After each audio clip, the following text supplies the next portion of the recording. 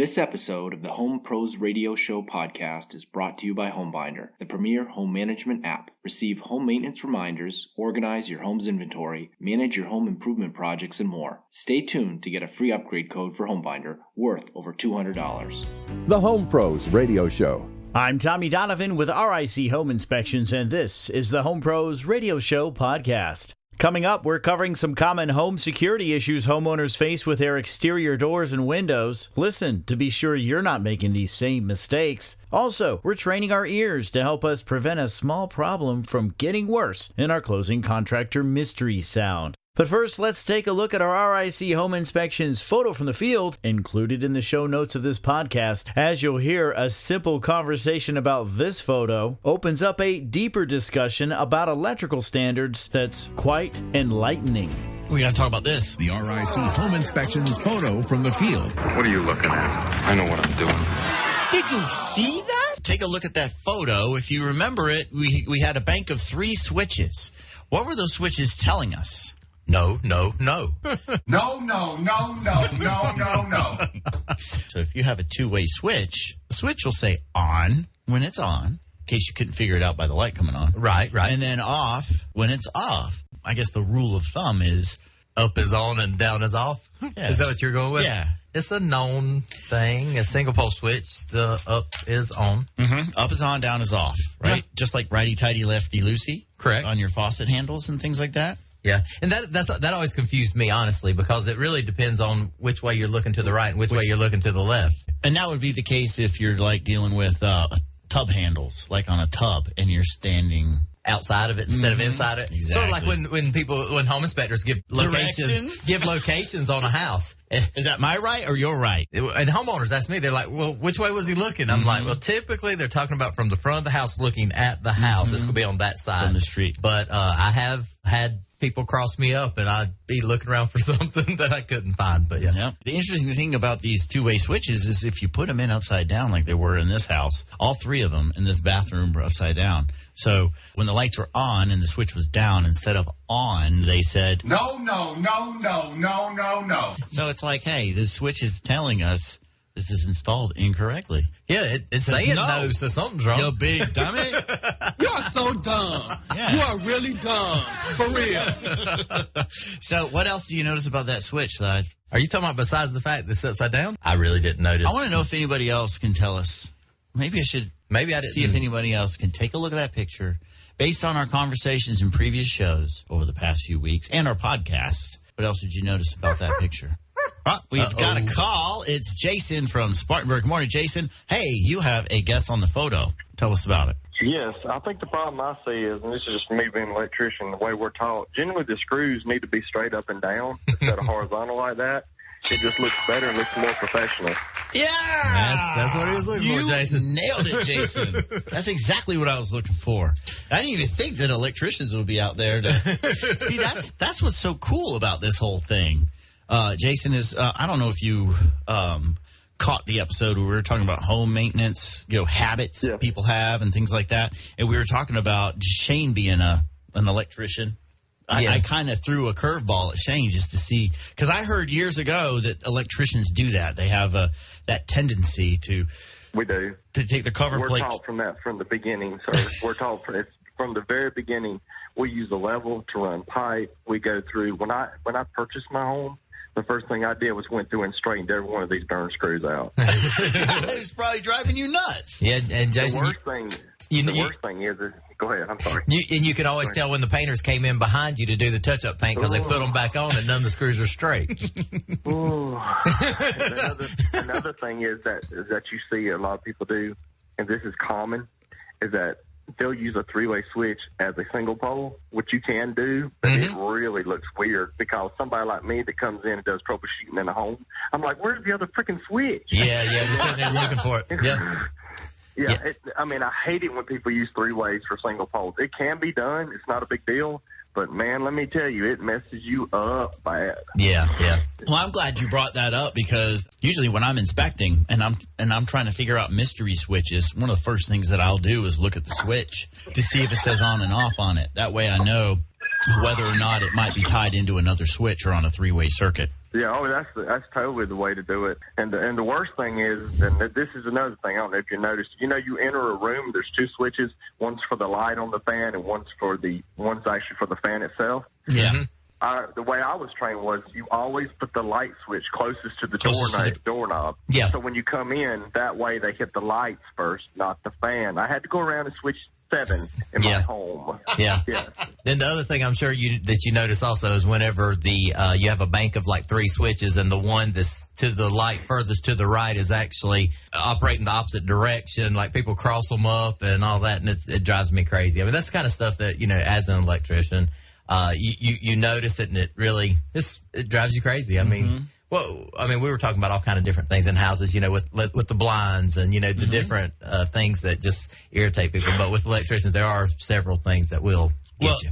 One of the things that that drives me crazy, too, is when you have a bedroom and you might have a switch for the light and a switch for the fan blades, and then there's a third switch, which is for a split circuit to an outlet for lamp lighting. Yep. And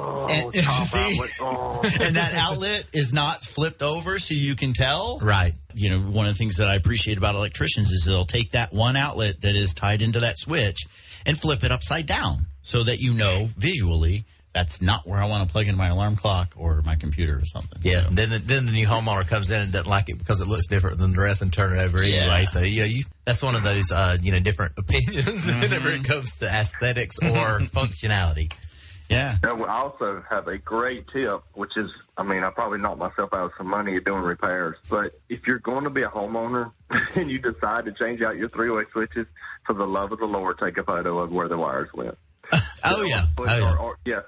Or mark them with a piece of tape, know where they come off, and put them back. Because I couldn't tell you, I have done over 28 visits to homes that I walked in and they changed to 3-ways and they said, they just don't work. And I'm like, wow, I'm in a 1970 home, 1980 home. I'm looking at a brand new switch here that obviously was not here in the 80s. Right. And you're telling me they don't work. Yeah. And they're like, finally the husband or the wife usually jumps up and says, well, he tried to change them on his own. That's how he that's something. I actually have a set price to repair crossed up 3-way switches. Because they'll cross up one of the travelers with the hot every time, and it's like, okay, yes, go in there. Because they look at the side of the switch that the screw's on instead of the color of the screw, and they try to mimic what it is, not really understanding how it works. But that's one of and another thing that you walk in and they blame each other is when you have these high recessed lights and the sockets or the bulbs broke out in the socket. And it's like, okay, where's the little wand thing that y'all been trying to change those bulbs with? They act like they don't have one. It's like, I know you did. How else would that bulb get broken in the socket up there at a 17-foot ceiling? Let me tell you, I'll throw you one real quick. This doesn't have anything to do with electricity, but whenever I bought my home, I call them vents. They were up high in your attic that are like a circle and supposed to ventilate. The attic vent. Yeah. Okay. Mm-hmm. Yeah. These were put in and they didn't cut the wood out on the inside. So they were just literally put up there as a decoration. So I had to go upstairs and cut the board out and then put a screen across it to keep the bugs from coming in. I had to do it on both sides. Yeah. I was thinking, man, these contractors, my God, the stuff that I didn't see is killing me. Yeah. Simple things, thermostats that have batteries in them. Everything runs off the batteries instead of connecting it to the low voltage side, and you have to depend on your battery. Yeah. Come on, y'all. The wire's already there. Why did you not even hook it up? Yeah. That's right. Yeah. That's the kind of stuff we see daily. And it makes you just go, yeah. You are so dumb. Right. You are really dumb. For real. Yeah. See, Jason's like, yeah. Well, doesn't it feel good to vent a little bit? It does, but I also work maintenance at a school district, too, so I see things that I can't even discuss. A little bit is dangerous. Right. This episode of the Home Pros Radio Show podcast is sponsored by HomeBinder. There is no better way to organize paint colors and home documents, get maintenance reminders, receive email alerts of appliance recalls, and share valuable information about your home with potential buyers. For a limited time, use promo code HOMEPROSRadio, all one word, to upgrade to our premium edition for the life of your ownership. Visit us online at homebinder.com or simply click on the link provided in the show description of this podcast. HomeBinder, a homeowner's best friend. Locks and latches are a homeowner's best friend when it comes to keeping your home secure from intruders, but that's only the case if we have them installed correctly. Consider the ones in your home as Shane and I review common exterior window and door conditions that could possibly be making your home more vulnerable to danger. There are a couple things I noticed this week where homeowners had the best intentions, but they're actually making their home more dangerous. Like, I see this on a semi-regular basis. On Monday, I was at a house where all the windows were nailed shut. Oh, yeah. I guess it'd make it safer from someone getting from the outside in. Mm-hmm. But what happens if you need to get out? Like a fire? Yeah. But the thing that got me was this house was on a hill, and the second story was ultimately like 3 stories high. Right. And they had those windows nailed shut. Are they worried about Spider-Man? Peter Pan, Spider-Man, Superman. Hey, yeah. That's one thing, folks, that we don't want to do. Look, the window locks are going to do their job. Yes. There's no need to nail them shut. And honestly, if they want in bad enough, burglar wants to get in bad enough, he will. Yeah. Also, another thing is your deadbolt locks. If you have a house that has deadbolt locks in it, make sure you have the right ones installed. And the reason why I say that is because there are 2 different types of deadbolt. There's the single barrel where there's a thumb latch on the inside, and then there's the barrel on the outside where you insert your key. Or there's the double barrel, which you need a key to open on either side. Now, let's say you have a house that has a transom window. Is that what they're called? The vertical ones? Transom's over the top of the door. Side light on side light, side. Yeah. Or a glass door or whatever. And if your deadbolt has a thumb lock on it, you might want to switch it out. Well, you're not supposed to, though. What? Well, think again. What if you don't have a key in the one in a fire? That was going to be my point. Oh, yeah. You're not supposed to. All of them are supposed to have to code. All of them are supposed to have the thumb lock. Why do we even have them?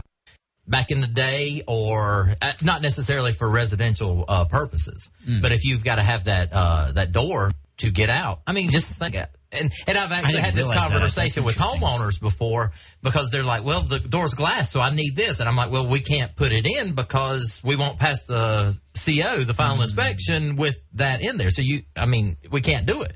And then they're like, well, I'll just leave the key in. Okay, if you're leaving the key in anyway, you're back to square one anyway. You might as well put the thumb. Yeah, I mean, it's just one of those. It's an ongoing. But yeah, but you're not. The double barrel aren't supposed to be used like on residential settings doors. So I should be writing those up as a... Technically, yes. Wow, I learned something new. Yeah, because, just for egress. You can't get out the door if you don't have a key and you're stuck in the house.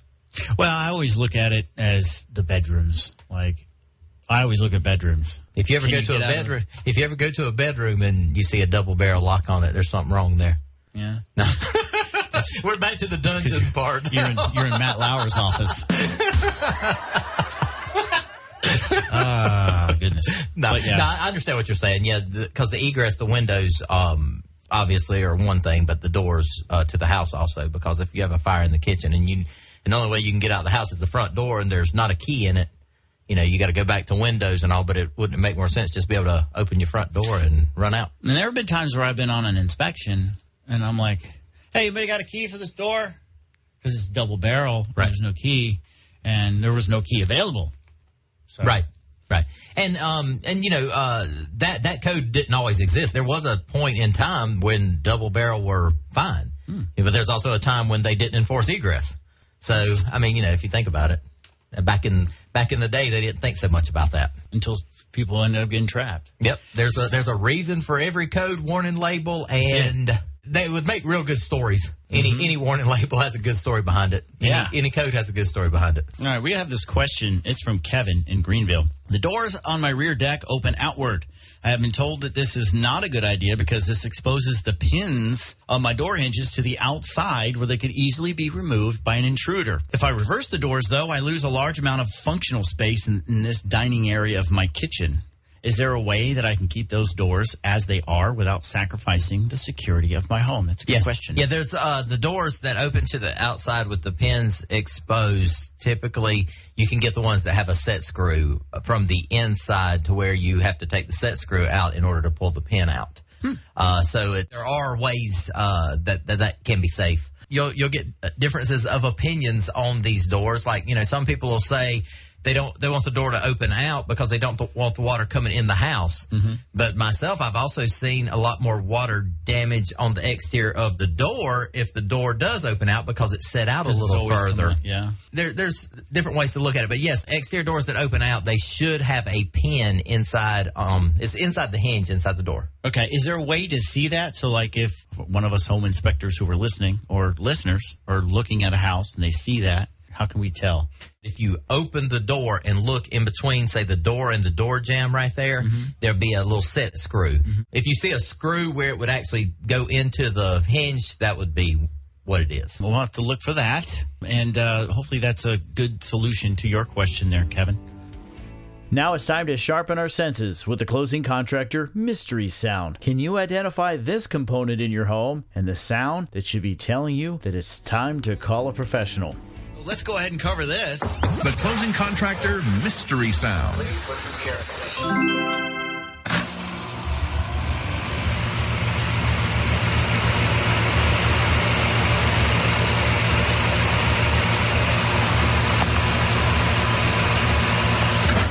On the Home Pros radio show, this isn't all just fun and games. We do stuff like this because our intention is to teach. Our intention is to learn.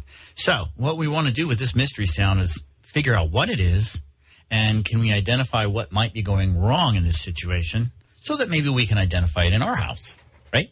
It would be good to know if the problem is happening at your house. It'd be good to know that you may have a bigger problem soon. Mm-hmm. That's right. It obviously sounds like something kicking on. Do you think you know it? Yeah. Okay, good. I think. I didn't want to sound overconfident there, but I think I know what it is. Hit it again. The Closing Contractor Mystery Sound. Please listen carefully.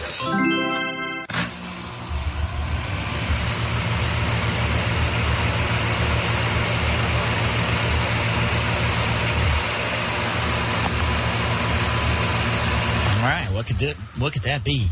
Not only do we want to know what it is, but what's happening to it. Like, why is that something to listen for? Yep.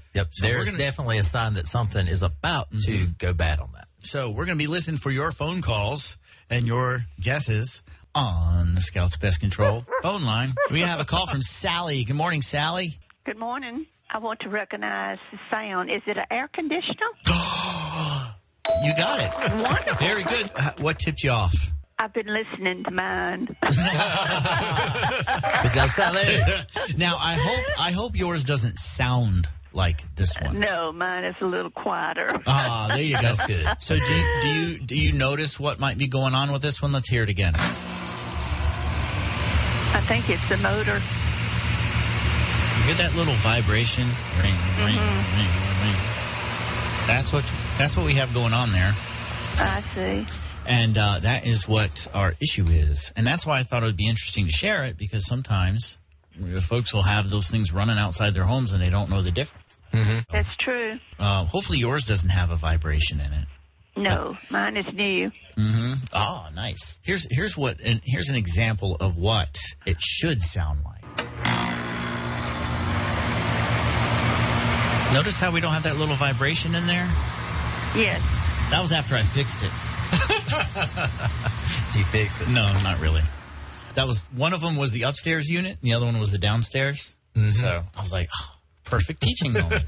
There you go. Sally, thanks for calling in. We're going to get you all set up with a Home Pros Radio Show prize pack. All right. Thank you so much. All right. Thanks you, for the Sally. call. You too. Bye.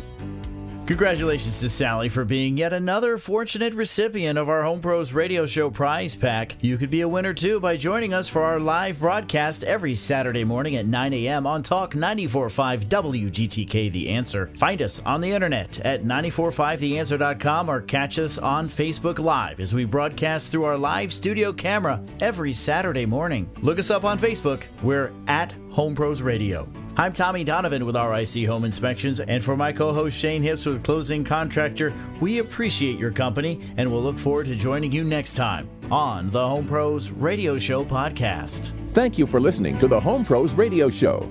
If you have a question for the Home Pros, visit us online at homeprosradio.com, where you can contact us directly and also learn more about the topics and guests we bring to you each week.